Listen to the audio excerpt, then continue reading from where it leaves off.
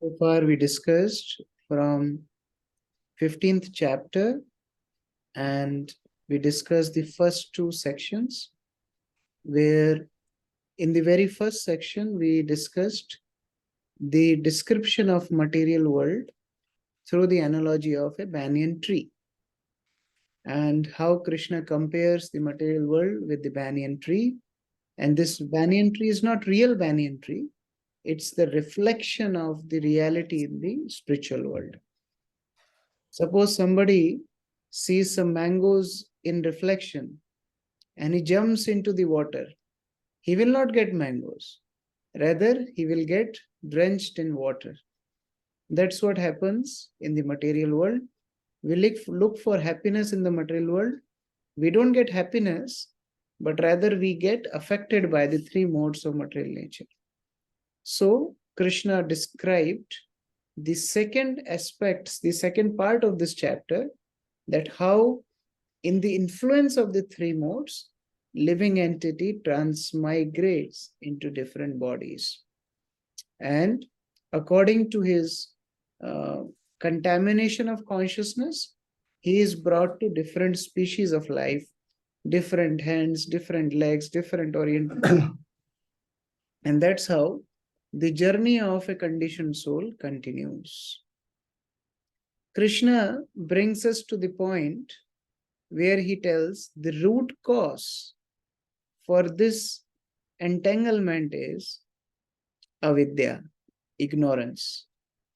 And if we can overcome that ignorance, then we can overcome the attachments.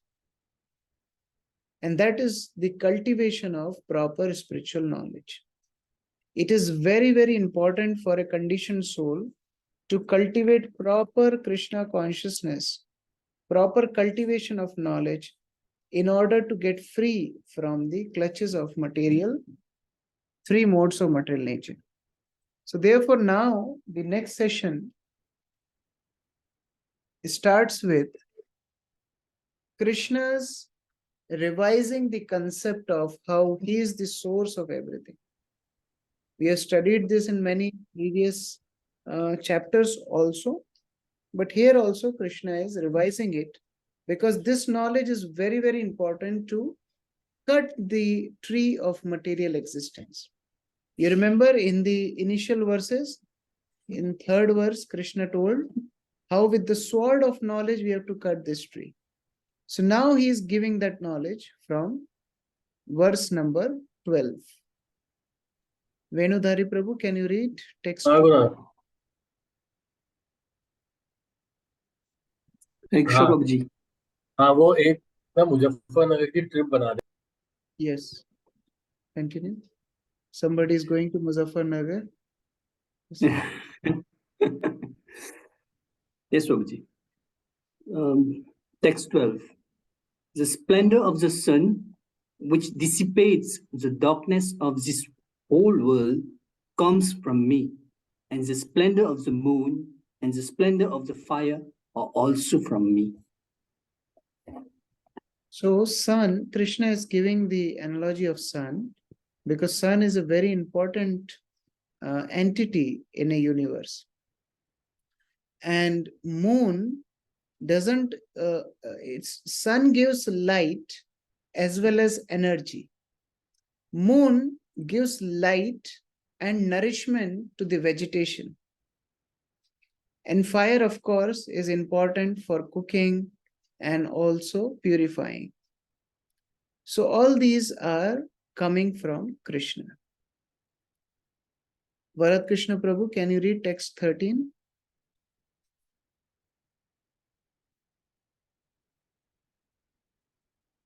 Please unmute. Yeah. I enter into each planet, and by my energy, they stay in orbit. I become the moon, and thereby supply the juice of life to all vegetables. Now, if we just consider about Earth, Earth is spinning with such a great speed. Still, we are sitting peacefully at our homes. Who is holding us? This gravitational force. What is gravitational force? Is Sankarshan. Who is that Sankarshan? That is Krishna. Now, even if 1 millimeter Earth drifts away from its orbit, if it goes tangentially from its orbit, what will happen? The whole thing will collapse. But that never happens. We have been hearing from our childhood, in 2010, Earth will be over. In 2012, Earth will be over. But does it happen? It never happens. Because by Krishna's presence, planets are following their orbit. Imagine a city without traffic police. I have been to some cities like that. One of them is Surat. There are traffic lights, there are traffic police, but nobody follows. And such a chaotic situation that just to cross a crossing, I mean, just to go through a crossing, it may take you 10 to 15 minutes because everyone is just, trying to go first. And many accidents happen. But did we hear any time that two planets collided, say Earth and Mercury collided? It never happens. Mars went into the orbit of Saturn and collided. Never happens. So this is because of the presence of Krishna. One time, Vishwakarma, who is the engineer of demigods, he thought, let me make my own planet. So he made his own planet without sanction of the Lord. So although he took care of all the parameters which are important to keep a planet in its place, like how the gravitation will be, how the orbit will be, how the situation in the planet will be, he took care of each and every specific detail. But when the planet was ready, it started spinning like in such a disastrous way. Everything on that planet got destroyed, and this planet was spinning towards Vishwakarma to finish Vishwakarma also. Then Vishwakarma realized his mistake and he started chanting Lord Hari's name. Lord Hari, please help me. Then Lord Krishna came and he rescued Vishwakarma and he destroyed that artificial arrangement of Vishwakarma. So we understand that even for living on a planet like Earth, we need Krishna's presence. We need his help. And as we discussed, our life depends on the vegetation, and the nectar or juice in all vegetations come from moon. Therefore, in gardening, it is advised that you should plant things on full moon night. When we were in America, we were planting rose plants, and we were advised that you should plant these rose plants on the full moon night.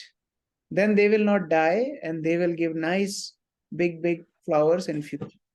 Because moon is responsible for giving juice to all vegetation.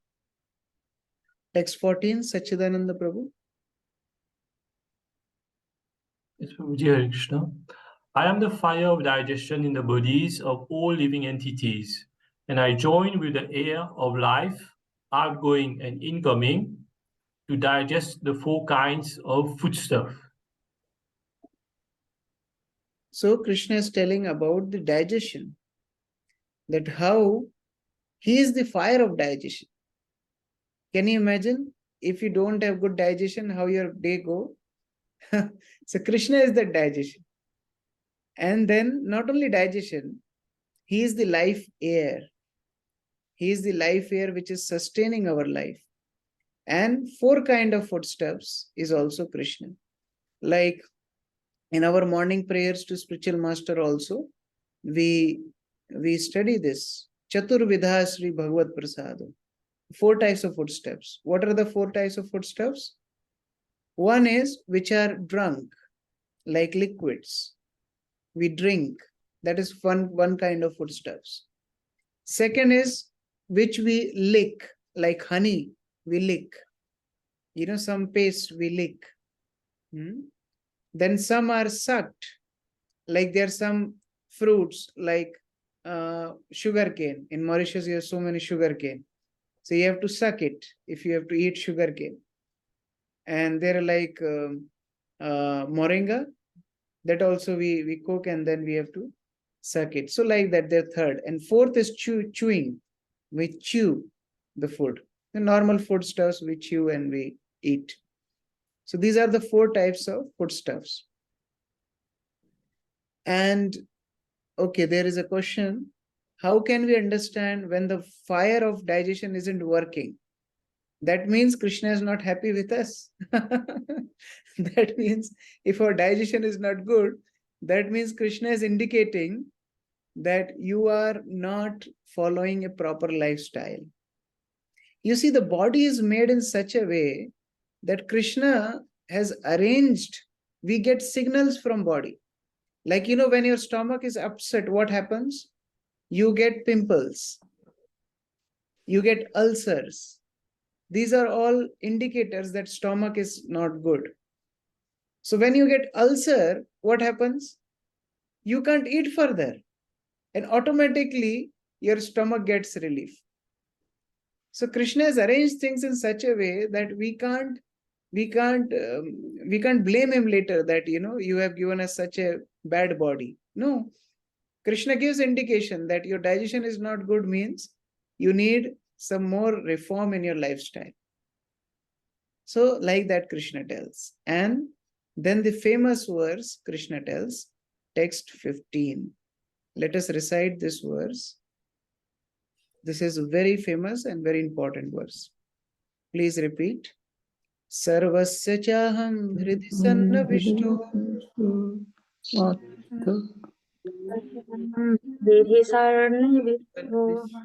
matta smritirjnanam apohanam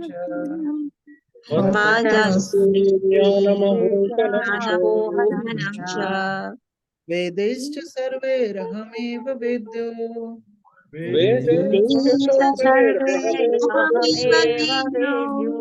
Vedanta krit veda vid eva chaham.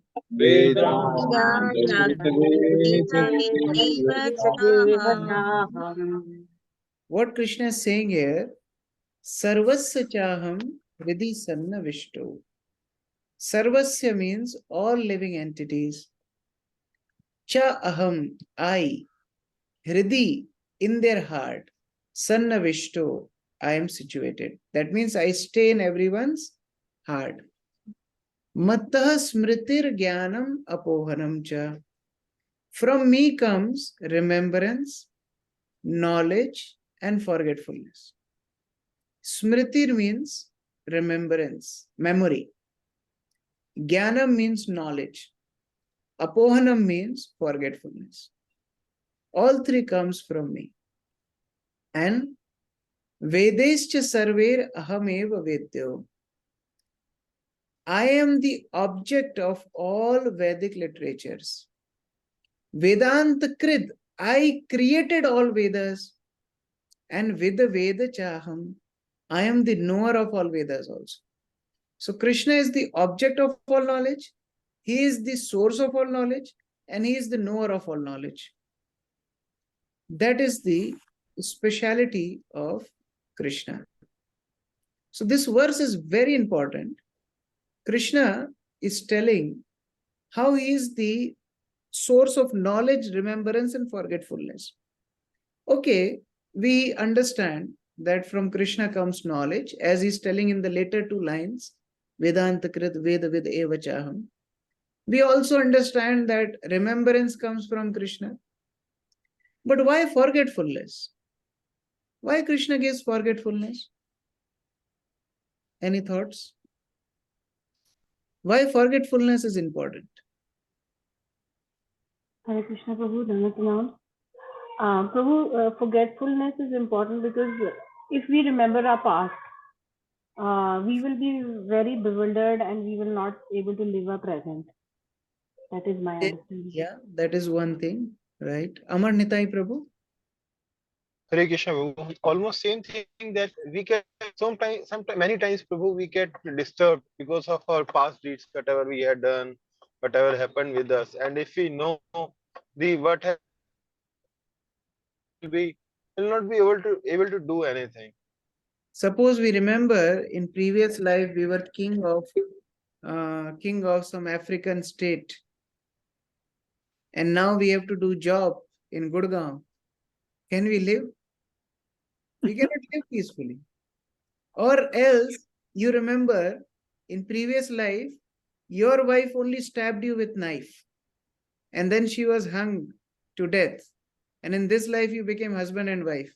Can you sleep together in night in one room? It's very difficult. So to live, this forgetfulness is important. Yes, Arun Charan Prabhu, you have some point?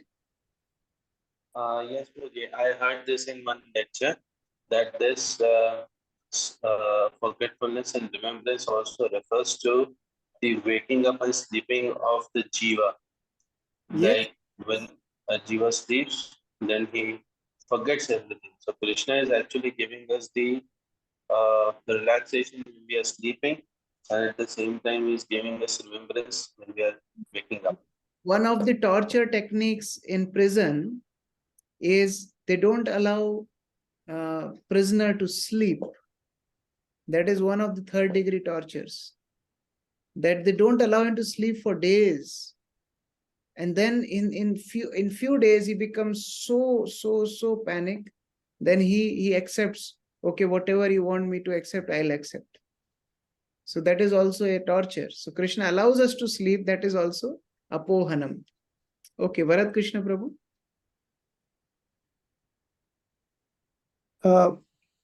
He also allows us to forget him. Yeah, the jivas who are rebellious, who don't want to remember him, he allows us to forget him. Although he is present everywhere. Throughout Bhagavad Gita, we are seeing Krishna's presence in so many aspects of this world. In our whole existence, everywhere he is present. Still we forget him. That is Krishna's allowing us to exercise our independence. So yes, that is also there. Saurabh Prabhu. So, Prabhuji, I just a different thought that came into my mind is that Krishna allows the forgetfulness, but not all the forget. Some people remember their past lives. Yes. Now that is a they only remember one or two or maximum three past lives. But and that is also a boon in the sense that if they know the past lives, the real logic is that they were the body earlier also. They were they were in one of the bodies, and then now again they are in the bodies. So if a wise man or a person will think around it, why it's like I was a body, I know that now I'm again the body, so he can realize the soul in that part. So the degree of forgetfulness is also important. Yes, Krishna allows some people to remember their past life because you see, one thing is it may be helpful for their living in this life. Another aspect is Krishna also want to leave some case studies for us to believe that there is life before this life also. Otherwise, we'll not believe in the science of soul. One of the major proof of soul is reincarnation. So Krishna leaves some case studies for us to remember. So there may be multiple reasons, but Krishna is very selective when to give forgetfulness, when to give remembrance, when to give knowledge. So that all comes from Krishna. Now the link is, Krishna is telling, you have to cut down the material tree with knowledge. And here Krishna is telling, knowledge comes from him. That means what? Jiva cannot independently get knowledge and cut down the tree. If he wish to cut down the suffering, he has to surrender to the Supreme Lord. Because Krishna is the source of knowledge. So again, Krishna is bringing down the point to bhakti. Bhakti means surrender. A Jnana Kandi, Karma Kandi, they can't get that knowledge because until you don't surrender to Krishna, until you feel that yes, I need his help, how will get that knowledge? So that aspect is also very, very clear. Now we'll do a little exercise. there are two very important verses. I mean, all are very important verses, but two very important purports which we just studied. One is 7th verse, 15.7, where Krishna tells how all living entities are his part and parcels. And there is another verse which we just studied now, where Krishna is telling he is the source of forgetfulness, knowledge, and remembrance. We'll study these purports in teams. And then let us bring out some significant points which are very important for preaching Krishna consciousness.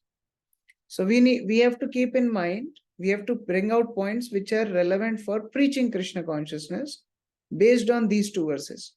So team 1, I will be dividing class in two teams. Team 1 will be studying verse 7. And team 2 will be studying verse 15. Okay. So as we used to do before, select a speaker and select a speaker who doesn't speak much otherwise in the class. So get hold of such a devotee who doesn't speak otherwise and give your points to him or her and let them present after 10 minutes. So we'll take 10-12 minutes of preparation and then we come back and discuss these verses. Okay, before that, Namrasita Mataji. Hare Krishna Prabhu, in 15.5 itself, there are a few lines. The living entity forgets everything of his past life, but he has to act according to the direction of the Supreme Lord, who Yes. is witness to his all work. Therefore, he begins his work according to his past deeds. Required knowledge is supplied to him, and remembrance is given to him, and he forgets also about his past life. So, Prabhu, I'm not able to understand these lines.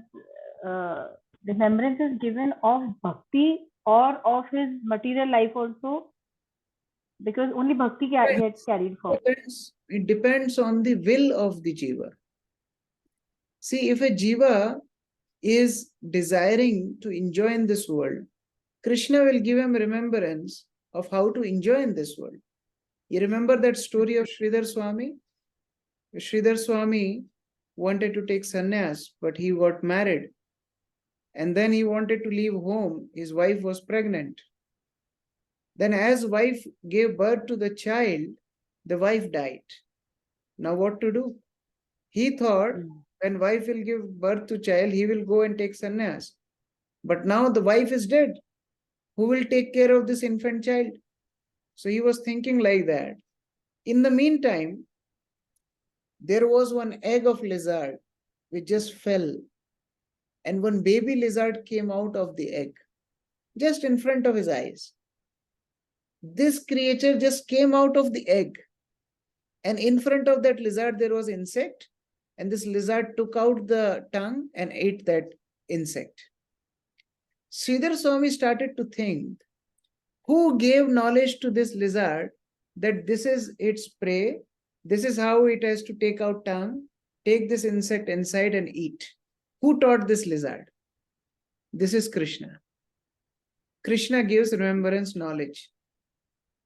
So why am I worrying about this child? In the meantime, one couple came and they heard crying of the child. They said, we are not having any child. Can we adopt this? Sridhar Swami gave that child to him and took sannyas. He was the first commentator on Srimad Bhagavatam, Vaishnava commentator. So that is the arrangement of the Lord. So this is for material living. But when living entity desires that, my dear Lord, I want to come back to you, then Krishna gives that remembrance also. So both comes from Krishna. Either we can take in material context or spiritual context. Okay. Prabhu, how many people think this way, that we want to come back unless they get connected to some organization or some spiritual? There are some sincere souls. There are some sincere souls who are in search of the Supreme Lord. Supreme Lord guides them through nature, through people, to his shelter. Like there are many of Prabhupada disciples. They were searching. They were searching for the supreme reality. And then Krishna guided them to Srila Prabhupada. So yes, there are some sincere souls like that.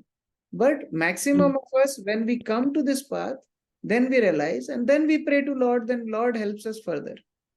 Like that. Okay. Yes, sir. Thank you.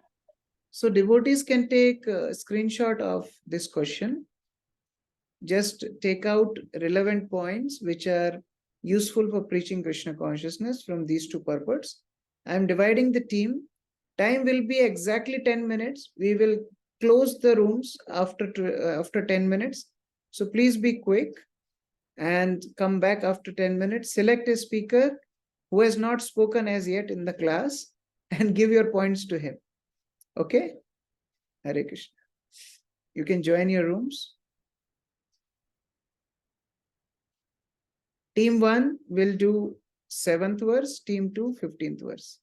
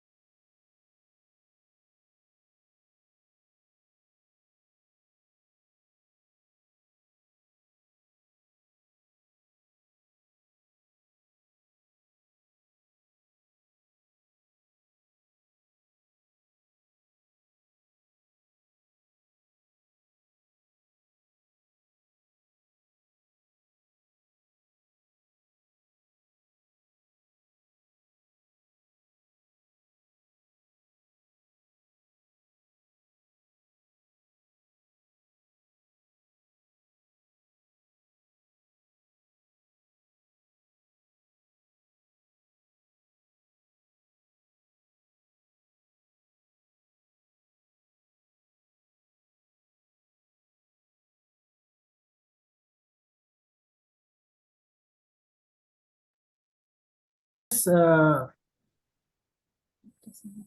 chapter 15, verse 7. Here we discuss living entities is a fragmental parts and parcels of the Supreme Lord. And the Prabhu mentioned mind is not well controlled. If mind is not well controlled, next birth we can have lower species, I mean animals. Other point, a misuse of independence. So if you misuse the independence, you are trapped in Maya. Then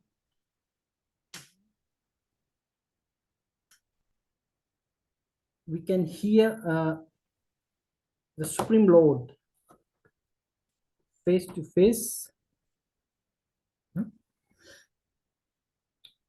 Here are some points that we discussed, Prabhu.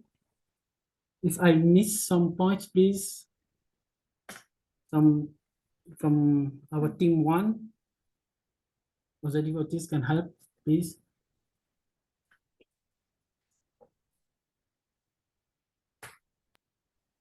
So when we misuse our independence, we forget that we have to perform transcendental loving service to the Supreme Lord.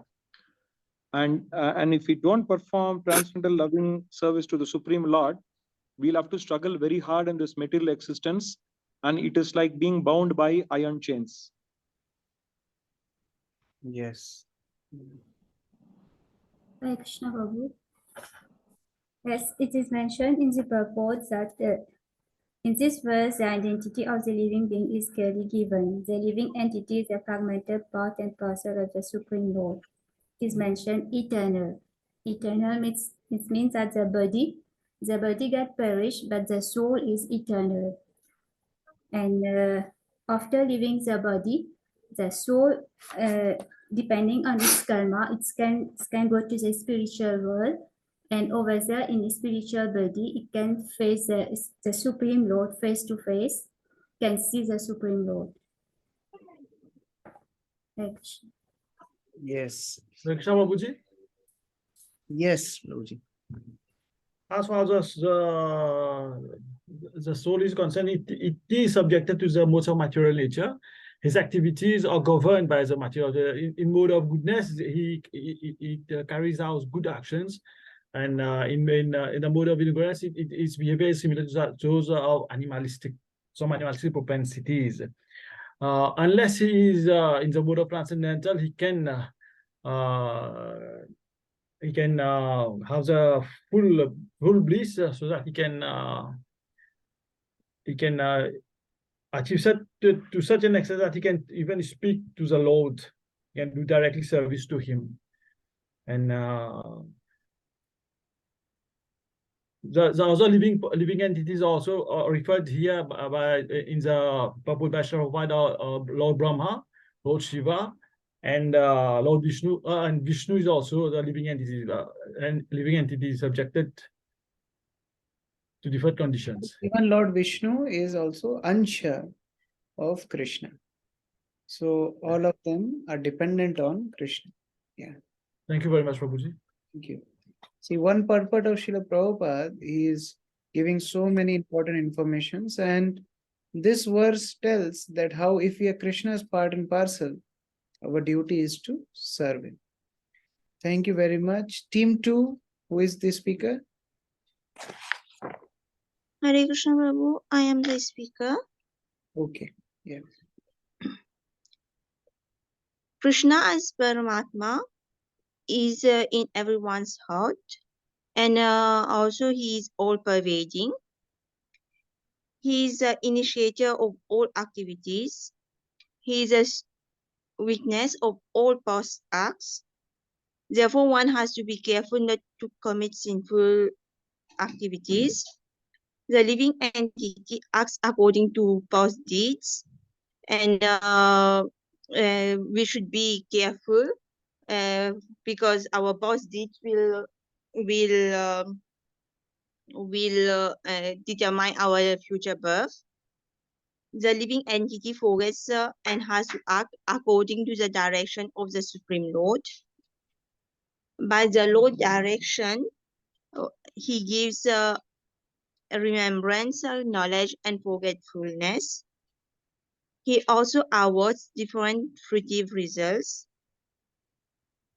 The Lord is worshipped as Brahman Paramatma and also the incarnation of the Ved. The Ved gives direction, the right direction to the people to mold their lives and go back to Godhead. The Ved give knowledge of the Supreme Personality of Godhead. The Supreme Lord as Ved Vyas. He is the Vedanta. He gives the Vedanta Sutra and the Srimad Bhagavatam. The Lord is all good and all merciful. The Lord is full. He is a supplier and digester of foodstuffs. He is a witness of all activities. He is a giver of knowledge as Ved and Bhagavad Gita. Just he is worshipable by the conditioned soul. And therefore, the three stages of perfection. Therefore, the three stages of perfection can be achieved by the Veda, establishing the relationship as the purpose of the Veda. By understanding the Vedic literature, one understands the relationship with the Supreme Personality of Godhead. Why Lord presents Vedic knowledge? Because a living entity individually needs to understand Krishna, and the Lord gives intelligence. By performing different processes, one approaches him. For example, by performance of Vedic rituals, discussion of Vedic philosophy, and worship of the Lord. That's all, Prabhuji, from my part. If someone can help.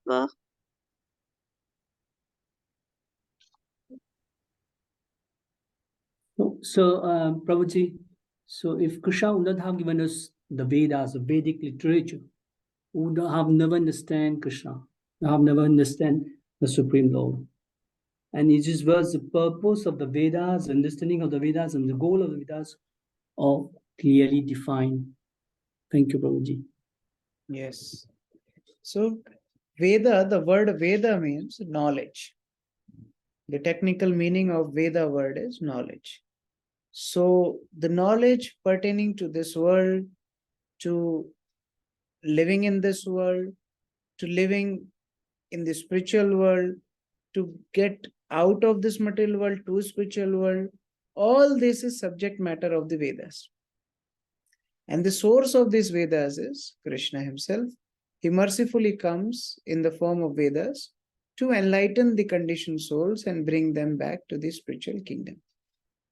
Now, in the last part of this chapter, Krishna is giving that same essence of the Vedas. He is that essence. So these three verses, 16, 17, 18, these three verses are also called as Trishloki Gita. These three verses are very important and they describe the essence of the Vedas. So if you read these three verses, you don't need to study any Vedas because this is the essence of all the Vedas. So let us read them. Devadev Prabhu, can you read? Text 16. Hare Krishna Prabhuji. Text 15, 16? 16. Okay, Hare Krishna Prabhuji. There are two classes of beings, the fallible and the infallible. In the material world, every living entity is fallible, and in the spiritual world, every living entity is called infallible. So there are two classes of living entities. One is called Nitya Baddha, fallible, and Nitya Siddha, infallible. Infallible in sense, they are in the spiritual world under the shelter of the Lord. unless they don't leave shelter of the Lord, they can't fall down. Because Krishna's one name is Achyuta. Achyuta means one who never falls. But living entity in the material world is fallible because they have lost their eternal relationship with the Lord. So when this relationship is not reconnected, they are fallible in this world. Yes, Varat Krishna Prabhu. You can unmute, please. In verse 15.7, yes, Prabhupada says the living entities, not only human beings and cats and dogs, but even the greatest controller of the material, Brahma, Lord Shiva, and even Vishnu, all parts and parcel of the Supreme Lord. Can we, I mean, I know about Lord Brahma, you know, he made a mistake. Even Lord Shiva for that matter. But does Vishnu, you know, is fallible? Not exactly. Not exactly, because Vishnu falls in the category of Swansha. There are two kinds of part and parcels. One is Vibhinnansha. Vibhinnansha means separated beings. That is Jivas. But Vishnu is Swansha. Swansha means Krishna's own form. So it is not possible for Lord to commit mistake. He does some things like stealing the sons of the Brahmanas. That story comes in 10th canto. That in Dwarka, one time when Brahmana comes and he challenges Krishna that my children are dead before me. That means you are not a good king. How can son die before father? So then Krishna takes up that challenge and goes to find out the dead sons of this Brahmana. And he goes to Yamlok and he finds out, finally he goes to Vaikuntha. And it so happened that Lord Vishnu has captured these sons of Brahmana. So when Krishna and Arjun goes to Vishnu, the Vishnu tells that, my dear Lord, I brought these children of sons of Brahmana to see you. So that was my purpose. So he may do things like that, but it's not exactly a mistake. It was just to take, a glimpse of Krishna and Arjun. So that may be possible, but not mistake actually. Okay. Yeah. So in this verse, this is two kinds of living entities you can see on the screen. In English, we call them conditioned soul and liberated souls. So the souls who are stuck in the material world are called conditioned souls. They are called fallible souls. And living entities who are in the spiritual world, they have no connection with material world. They are liberated souls. So as we discussed before also, that when a living entity comes to this material world, it starts to identify with the body. Now this body is material. And because this body is material, it has to undergo all changes of the material universe. But souls who are in the spiritual world, they are having spiritual forms. See, they don't go through any material changes. They don't go through any birth, old age, disease, death. So that is the technical difference between conditioned souls and liberated souls. So this is point number one, which Krishna tells the essence of Vedas. You have to understand there are two worlds, spiritual world, material world. There are two kinds of souls, liberated souls, conditioned souls. Now, Krishna is telling his own position. Chetan Prabhu, can you read? Please unmute.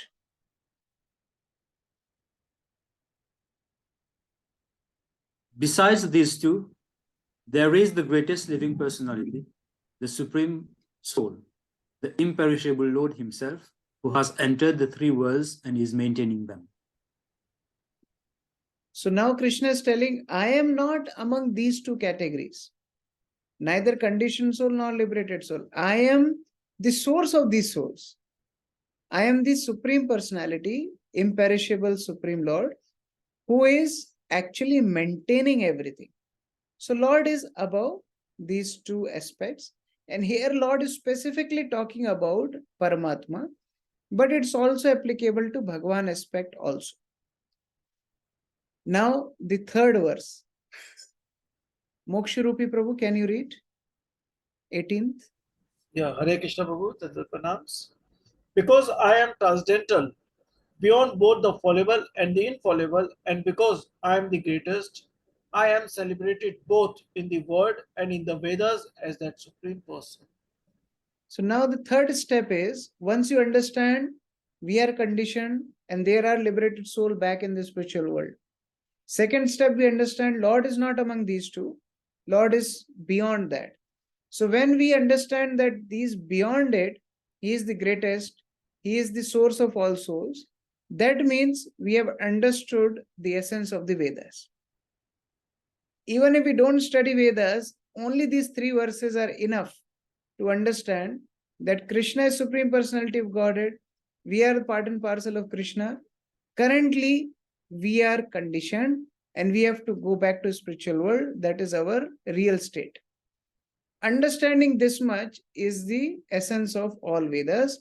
And what happens after understanding this? This is described in next verse. Pratima Mataji, can you read text 19? Hare Krishna Prabhuji.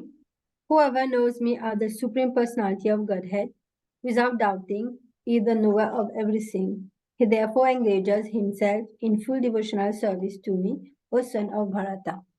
Yomam evam asammudha janati purushottamam sa sarvam vid bhajati mam sarva bhavena bharata.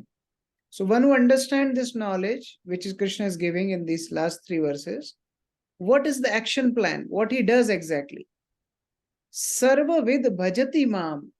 He starts to, bhajati means serving Krishna, engaging in devotional service. So Krishna is saying, one who understands this, he starts serving me. Last verse. Diya Mataji, can you read last verse of this chapter? Hare Krishna Prabhu. This is the most confidential part of the Vedic scriptures, O sinless one, and it is disclosed now by me. Whoever understands this will become wise, and his endeavors will know perfection. So this is the essence of all the Vedas. Krishna told in 15th verse that I am the source of all Vedas. And then he is giving the essence of all Vedas in the 3 verses. And Krishna is telling, one who understands this, he engages in the practical devotional service of the Lord. Yes, Sudevi Mataji. Please unmute. Yes, Hare Krishna Prabhuji. Yeah, sorry Prabhuji. I just cannot understand. Can you explain the difference between Vedas and Vedanta Sutra? Yes. See, Veda is knowledge. Now, knowledge can be vast. Knowledge about metallurgy is also knowledge. Knowledge about aquatics is also knowledge. Knowledge about trees is also knowledge. Knowledge about how to steal is also knowledge. Knowledge about animals is also knowledge. Knowledge about architecture is also knowledge. Knowledge about body is also knowledge. Knowledge about soul is also knowledge. Knowledge about super soul is also knowledge. There are gradations of knowledge, but technically, whole set of knowledge is called Veda. Now, it can be very vast. When Vyasadeva started writing Vedas, actually he gave some section of the Vedas which is also not all comprehensive. Because Veda means knowledge, and you can't limit knowledge in few books. But still, when Vedavyas started writing these shlokas, you know how many verses he wrote? 400,000 verses.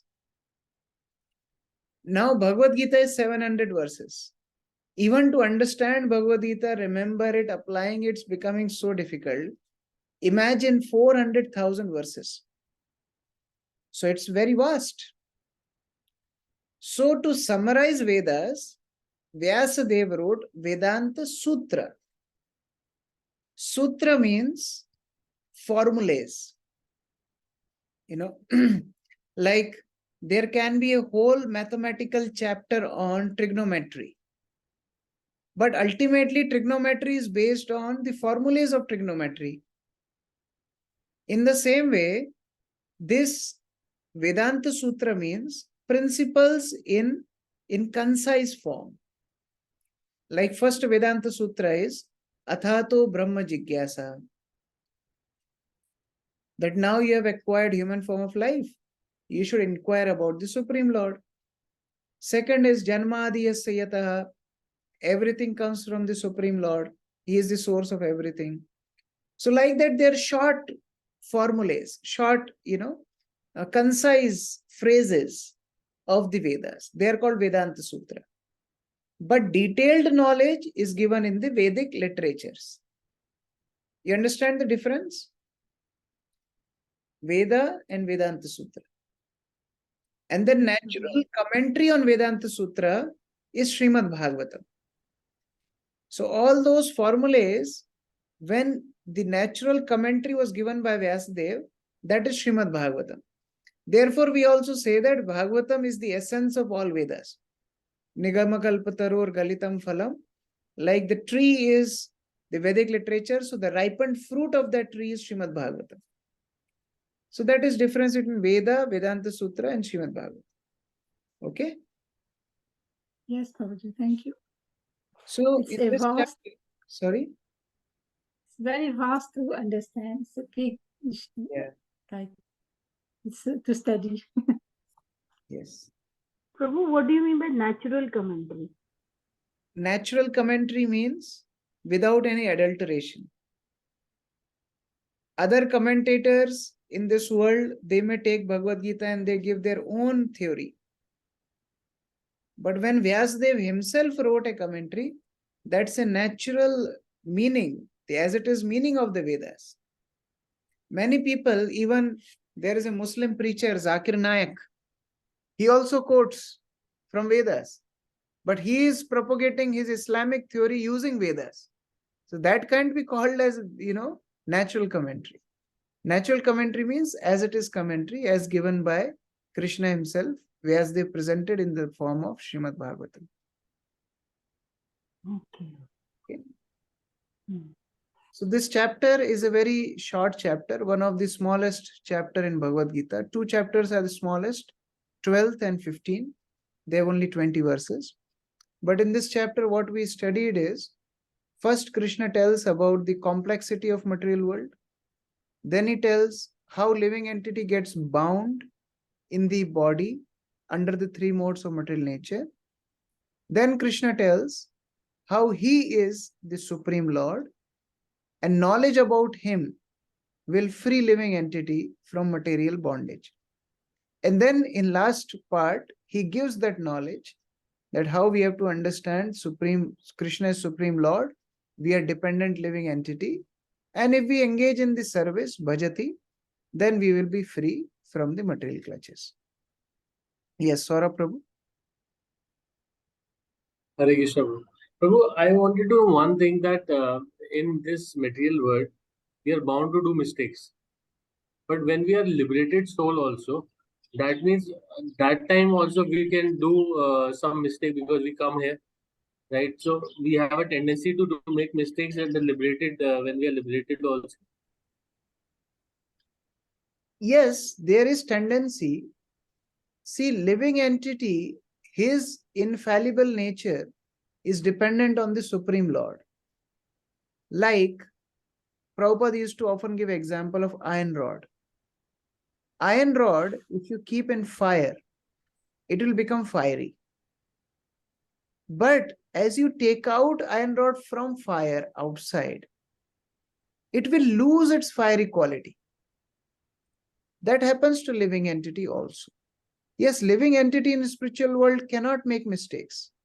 But if living entity will become oblivious to the Supreme Lord, then what will happen? It will lose that infallible nature. And again, it will become fallible. So the tendency to fall is there in living entity. provided living entity doesn't leave Lord's shelter, it will always remain infallible. But the moment there is desire to separately enjoy, then that infallible nature is gone, then living entity is prone to fall. That is the difference between soul and supersoul. Supersoul is not prone to fall, but soul is prone to fall if soul leaves the shelter of the Supreme Lord.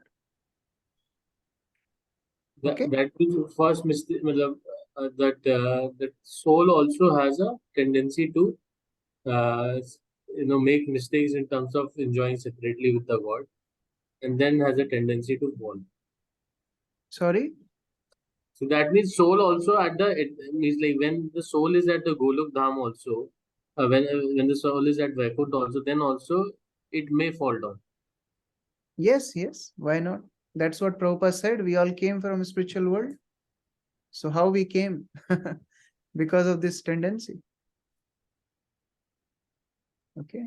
Yes. Hare Krishna. Yes, Keshav Priya Mataji. Please unmute. Oh,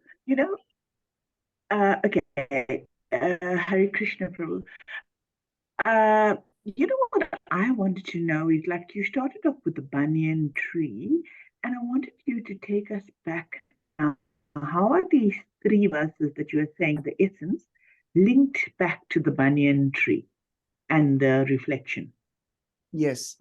You see, Krishna started with the description of the banyan tree. And the banyan tree resembles the material world. Now, this banyan tree is appropriate because you can't understand the growth of banyan tree because the roots are coming from. Have you seen banyan tree, Keshav Priya Mataji? In India? Yeah, it's difficult to understand. If you see in a banyan tree, you can search in Google later. See what happens in banyan tree. There are all places there are roots. Even from branches, roots come out and they touch ground.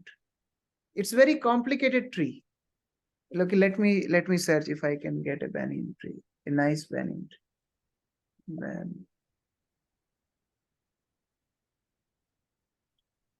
Okay, I got.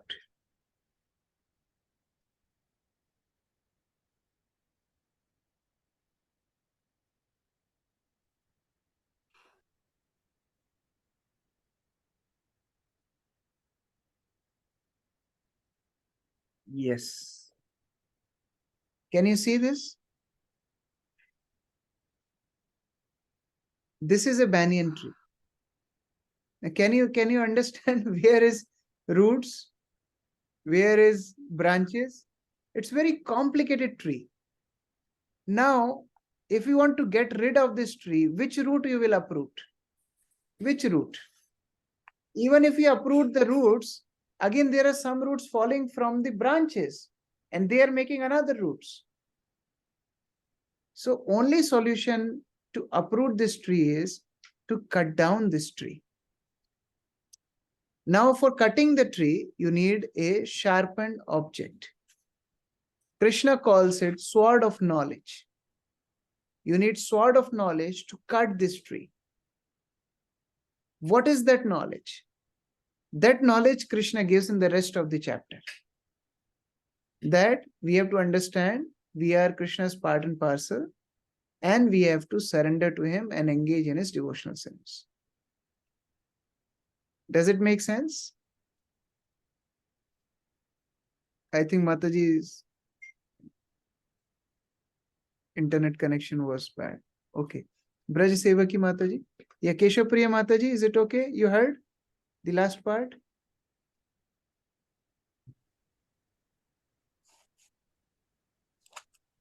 Please unmute. Prabhu, I think I missed the second part because my connection went off for a while. I was telling that how this tree is so complicated. You have seen the tree. You showed us the picture, but nothing really appeared on the screen. It was just a blank screen. You're seeing it now?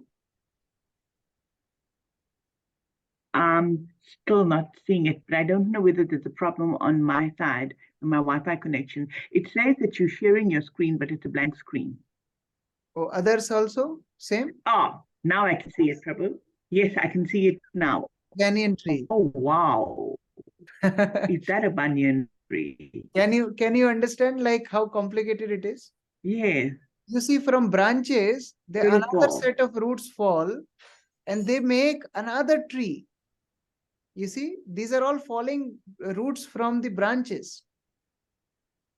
And if you uproot one root, there's so many other roots falling. It will continue like this.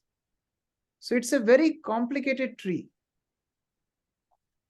Only solution is to cut down that tree. That is the only solution. And to cut down that tree, we need a sharpened object, that is the sword of knowledge. And Krishna shares that knowledge in the rest of the chapter, that how we have to understand we are part and parcel of Krishna, and then we have to surrender to him and do devotional service. So with this knowledge, one can cut down this banyan tree of material existence. So that is the essence of this chapter. Okay? Braj Sevaki Mataji, Shrutidhar Prabhu. Yes, Hare Krishna Prabhu. Prabhu, I had one query regarding forgetfulness. So, if Krishna is the source of forgetfulness, I was thinking that if tomorrow a devotee of myself, I forget, Krishna consciousness, or I forget Guru, Sadhu, and Shastra, just like, Ajamil, forgot his family life and everything and went after the prostitute. So if tomorrow it happens to us, is Krishna responsible for that? Because he's the source of forgetfulness. So that was my query. See, Krishna is catering to the desires of the living entity. We have to understand that. Ultimately, it is the desire of living entity which is being addressed. Now, my today's selections lead to my tomorrow's destiny. I have choice today to do good or to do bad, to think good or to think bad, to desire good or desire bad. And accordingly, tomorrow I will get the situation by Krishna's sanction. So I can't blame Krishna actually that this is because of you. No. Previously I have desired, so Krishna is just helping me to execute that desire. Because he wants to keep the independence of the living entity. So that may be the primary, the cause of all causes is Krishna only. But then if you say the immediate cause are we, because we are desiring, Krishna is helping us to execute it. Okay? Okay, fine. Thank you, Prabhu. Saurabh Prabhu. Hare Krishna. Prabhuji, normal. So when we are in mode of goodness, so the good qualities we are attracted by happiness and happiness that is our nature. So we should strive for being a devotee, and should we strive for goodness also, because for becoming a devotee we need to first come in the mode of goodness and then become a devotee. Is that a precondition? See, being in goodness is not a precondition to be devotee. Devotional service is so powerful that it can uplift person from any mode. But mode of goodness is helpful to devotional service. We can say that. It's not a prerequisite, but it's helpful. Because many of the habits, they are very similar. Like people in mode of goodness, they are clean. Devotees are also clean. People in mode of goodness rise early in the morning. Devotees also rise early in the morning. Devotees in mode of goodness, they like to study and knowledgeable. Devotees also like to revive their Sambandha Gyan. So many of the things match. But that doesn't mean that person has to be in the mode of goodness to become devotee. No. Devotional service is such a pure thing. It can elevate person from any platform. Even animals can become devotees, as Chaitanya Mahaprabhu proved. But when we as sadhakas practice Krishna consciousness, it is helpful to be in mode of goodness, because many of the characteristics of devotees are matching with the people in mode of goodness. So that way it helps, but we can't say it's a prerequisite. Okay. Thank you. Hare Krishna.